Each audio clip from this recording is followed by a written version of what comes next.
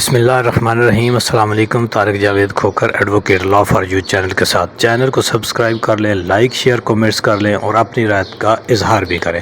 ہمیں بتائیے، آج بڑے عرصے بعد آپ سے ملاقات ہو رہی ہے۔ دیکھیں، جب بات یہ جبر تک آ جائے اور اس طرح کے حملے جس طرح کے رؤوف حسن صاحب پر ہوئے ہیں، تو پھر میں نہیں سمجھتا کہ اب میں جا رہا ہوں پشاور اور وہاں جا کے میں دوبارہ اپنی انٹرم ضمانت لوں گا اور اس کے بعد میں پنجاب کے کورٹس میں جا کے اپنا مقدمہ لڑوں گا۔ بے قصور ہوں میں، جتنے میرے پہ 51-52 میرے پہ پرچے ہیں، ان میں سے کسی ایک پہ بھی کسی مقام پر میں موجود نہیں۔ کہیں پہ میرے پہ پٹرول بم ڈالا ہوا ہے، کہیں پہ پستول ڈالی ہوئی ہے، کہیں پہ شکر ہے توپ نہیں ڈالی ہوئی۔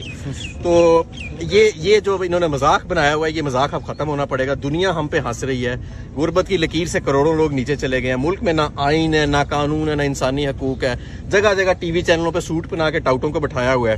اب پارلیمان میں بھی آدھی پارلیمان آپ کی جعلی ہے، فارم 47 پر ہے، تو کہنے کو ملک چل رہا ہے۔ تو ایسے تو نہیں ملک چلتا۔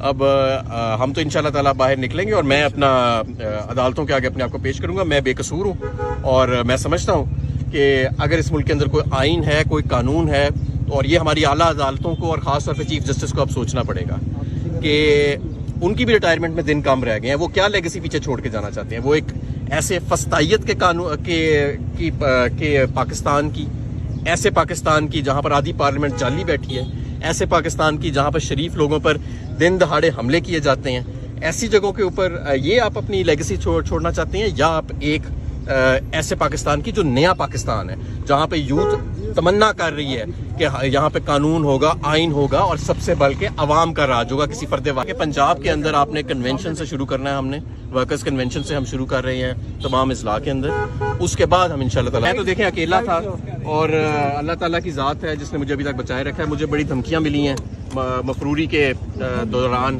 مجھے یہ بھی کہا گیا کہ اگر میں پکڑا جاؤں گا تو مجھ پر تشدد ہوگا، لیکن بہرحال میں ہر چیز کے لیے تیار ہوں۔ رابطہ نہیں ہے مراد سعید سے جب سے میں اس میں مفرور ہوا ہوں، لیکن میں سمجھتا ہوں کہ اب آہستہ آہستہ، کیونکہ دیکھیں یہ جو حملے اقبال ہو رہے ہیں نا جس طرح کے، اور یہ جس نوبت پہ یہ پاکستان کو لے آئے ہیں، اب ہمارا انہوں نے گلا کاٹنا ہے تو گلا کاٹ دیں، ہمیں گولیاں مارنی ہیں تو گولیاں مار دیں، لیکن ہم دیکھیں عمران خان صاحب کا پیغام مجھے موصول ہو گیا ہے۔ یہ جو رؤوف حسن صاحب کے بعد پہ اوپر جو حملہ ہوا ہے، اس کے بعد میں پشاور جا رہا ہوں اپنی انٹرم بیل لینے، اور پشاور میں دوبارہ اپنی بیل لے کے پنجاب کے کورٹس میں پیش ہوں گا اپنا اور یہ جو ظلم کا موسم ہے، اب ہم اس کے آگے کسی صورت بھی جھکنے والے نہیں۔ خود کو رؤوف حسن صاحب کے حملے کے بعد خان صاحب کا پیغام مجھے موصول ہوا ہے، اس سے پہلے تک خان صاحب کا یہی پیغام تھا کہ تم نے محفوظ رہنا ہے کیونکہ تم پر تشدد ہوگا۔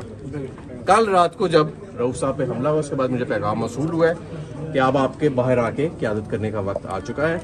اس لیے اب میں آج خیر میں رؤوف حسن صاحب سے ملنے آیا ہوں آج، کیونکہ ظاہر اگر اس موقع پہ بھی میں نہ ہوں، اس کے بعد میں پشاور جا کے اپنی انٹرم بیلز لوں گا، وقت لوں گا، پنجاب کی کورٹس میں پیش ہوں گا اور آگے اللہ مالک ہے انشاءاللہ۔ کو رؤوف حسن صاحب کے حملے کے بعد خان صاحب کا پیغام مجھے موصول ہوا ہے، اس سے پہلے تک خان صاحب کا یہی پیغام تھا کہ تم نے محفوظ رہنا ہے کیونکہ تم پر تشدد ہوگا۔ کل رات کو جب رؤوف صاحب پہ حملہ ہوا، اس کے بعد مجھے پیغام موصول ہوا ہے کہ اب آپ کے باہر آ کے قیادت کرنے کا وقت آ چکا ہے۔ اس لیے اب میں آج خیر میں رؤوف حسن صاحب سے ملنے آیا ہوں آج، کیونکہ ظاہر اگر اس موقع پہ بھی میں نہ ہوں، اس کے بعد میں پشاور جا کے اپنی انٹرم بیلز لوں گا، وقت لوں گا، پنجاب کی کورٹس میں پیش ہوں گا اور آگے اللہ مالک ہے انشاءاللہ۔